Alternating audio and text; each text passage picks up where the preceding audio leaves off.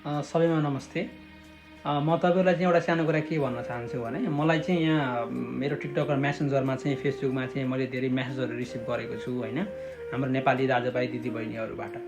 उहाँहरूले चाहिँ मलाई सोध्दै हुनुहुन्थ्यो यो क्यानाडाको भिजा स्टुडेन्ट भिजा कति दिनमा लाग्छ, वर्क भिजामा आउन कति टाइम लाग्छ भनेर सोध्नु भएको थियो होइन।